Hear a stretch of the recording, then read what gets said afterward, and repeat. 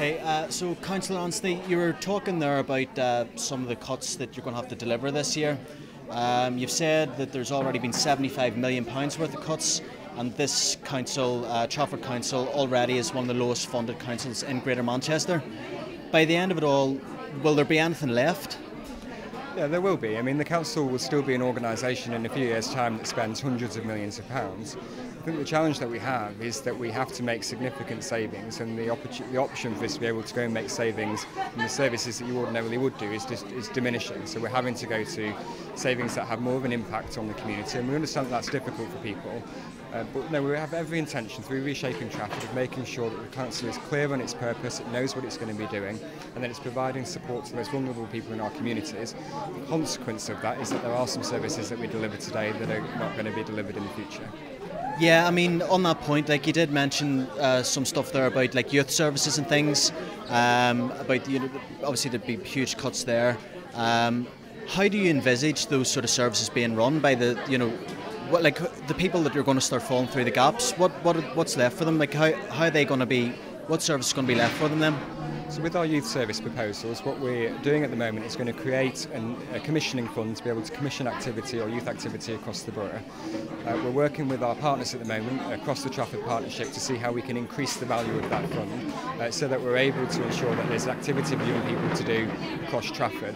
So a lot of youth activity is not provided by the council today. What we need to do is to be able to coordinate it more effectively across the whole of Trafford. But again, it's a difficult decision that we need to make. I'm pretty convinced that we need to be able to do it in a way that is trying to mitigate the impact on young people, and that means that we're going to have to do something differently in future. Will that mean, whenever you say like commissioning, would that be along the lines of outsourcing and privatisation, that sort of thing? Well, no, it could be the third sector, voluntary groups, it could be charities. There's children's charities across the country that have, in some respects, already have the overheads that are incurred in a particular area, but they just cry out for a little bit of funding to be able to provide services, and that's the sort of stuff that we're going to be looking at doing. And so it's not necessarily privatisation of young people's services, and that would be quite difficult to do actually. For me, it's about trying to ensure that we empower our communities to be able to do that, whether we work with the Sports Trust or whoever, to make sure there's something for young people to do across Trafford. Okay, now just on privatisation, I know that you did mention in the video and things that you did say that you're looking to sell off different services and things to try and generate revenue. Do you know which services are looking likely that you might be trying to sell to try and generate that revenue?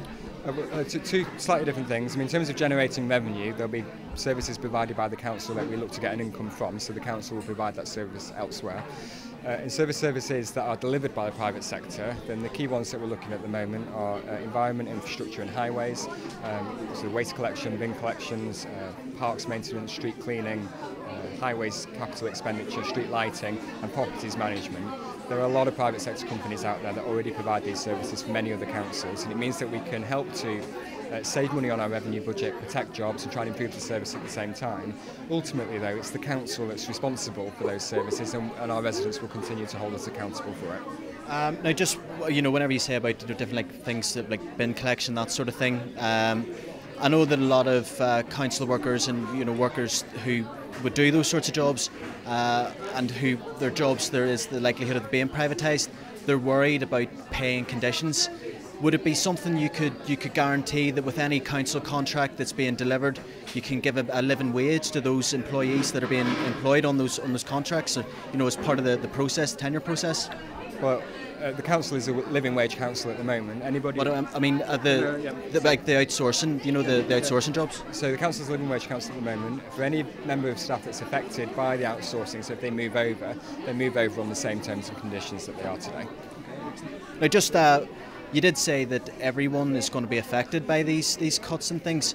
Will you personally be affected, and if so, how will you be affected by them? Well, I think as a Trafford resident, of course I'm going to be affected. I mean, there's a number of services that are provided across the borough that I know will impact other people. I mean, my use of council services is different to other people's uses of council services. But I want to make sure that our parks are clean, for example, that they're kept tidy. That's all of the reasons why we're choosing to do this. So, very, very conscious of the impact of the decisions that we're proposing to take, and that's why we're working very hard to try and mitigate the impact of that decision. Yeah, it's just because I know that in September you were asking for a 30% pay rise because of the stress of having to deliver some of these cuts.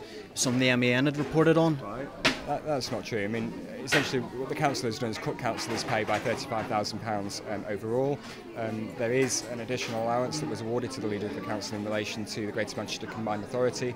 So you will have seen all of the devolution agreements and announcements that were made recently by the Chancellor, and it's a significant piece of work. I think what I'm saying is I've made sure that members have contributed to the overall savings target that the council needs to take, and the responsibilities that I have are increasing all the time, and that's something to be expected. I need to work, just as hard to be able to try and mitigate the impact of the cuts over the coming years. Just one final question on that, on the Greater Manchester Combined Authority. Now it's been something that's been rejected in referendum in 2012, in Manchester.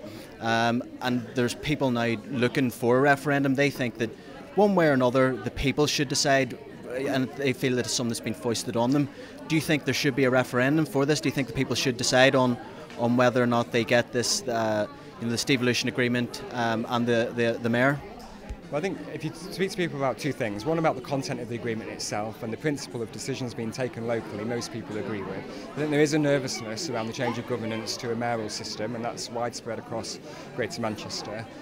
I think it's important that we deliver on the content of the agreement, because to delay the implementation of it is not going to help people, and it's a significant deal to be able to try and improve the quality of life of people across Greater Manchester. So, but just with given the scale of the agreement, shouldn't people have their own say? Should not go to a referendum? I think the agreement was signed by democratically elected leaders of the 10 authorities, so I think there is an element of democracy that's in that. It's really important now that we really start working on implementing the agreement. So no, I don't support a referendum, but I think that there's reasons why people are calling for it. What the City of Manchester did 2 years ago was vote against an elected mayor to change their governance, to concentrate power into the hands of one individual with no changes, with no benefit to doing that.